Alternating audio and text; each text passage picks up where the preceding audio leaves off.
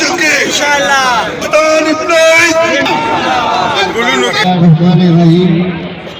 زمان اس کے غیرت مندی کم لازی چاروں سے بدی با بطول مضامت کو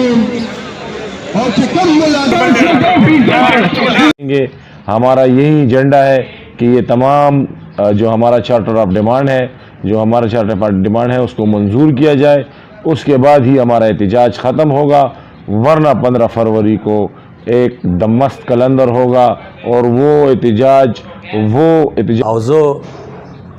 ټولو ملازمینو ته په 15 تاریخ باندې انشاءالله مونږه ډي چوک کې به درنه ورکو. زمونږه مطالبې چې کومې دي هغه چونکې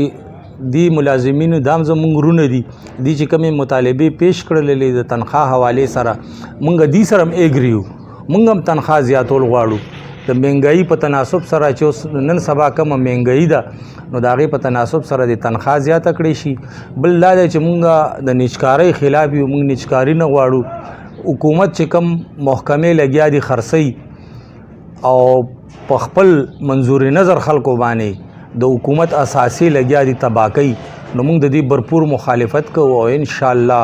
مونږ د پاکستان معیشت چې کوم دی دا به مضبوطولو کوشش وکړو او دا څومره ادارې چې کوم دي مونږ به د دې حفاظت کوو. او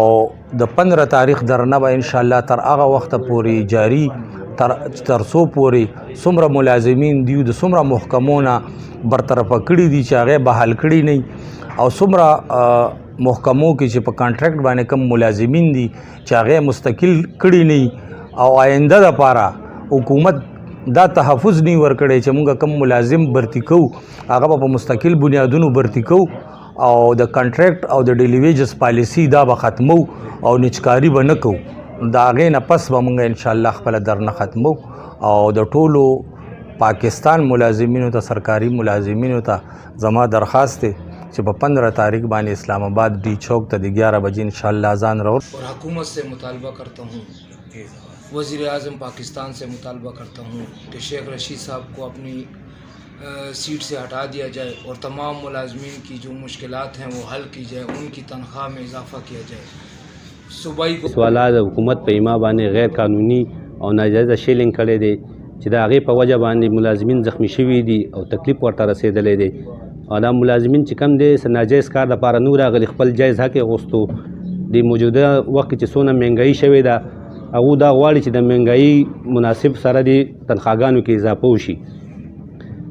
لکه چې وګورئ د ګیس بیلونه او د بجلۍ بیلونه په 10 او 15 ورځې پس یا په هفته کې یو ځل حکومت پکې اضافه کوي، خو تنخواه کې چې کله نه دا حکومت راغلی اضافه نه ده کړې. دوی مطالبات جایز دي او که چېرته دوی ته انصاف میلو نه شو، دا کم ملازمین چې گیر کړي دي دی ریحانه کړل، نو په 15 تاریخ باندې به دا ټول ملازمین اسلام آباد ته ځي او د ډي چوک ګیراو به کوي، د پارلیمنټ ګیراو به کوي او چې تر څو پورې خپل حق نه وي هغسې تر هغه پورې به احتجاج کې هلته ناست دي، درنه به ورکوي. زه حاجی محمد فاضل سابق جنرل سیکرټري یونایټډ میونسپل ورکر یونین، زه دا خبره کوم چې پرون کم شیلنګ او لاټي چارج شوی دی په سرکاري ملازمینو باندې، زه د هغې مزاحمت کوم او خاص کر چې کم زیاتې استادانو سره شوی دی د هغې پرزور مزاحمت کوم. مونږ دا وایو چې نن سبا چې کم مهنګایي ده په 17,000 کې او په 18,000 کې په 20,000 کې سړی 2 بچي یو ښځه په کور کې ساتل ډېر ګران کار دی.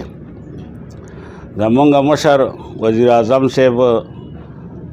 8 لک روپۍ تنخواه اخلي او یو ښځه ده او یو سپی دی، په هغې باندې ګزاره نه کېږي. نو مونږ به په 18,000 او په 20,000 په پنسن کې به څه ګزاره وکړو یا په تنخواه کې څه ګزاره وکړو.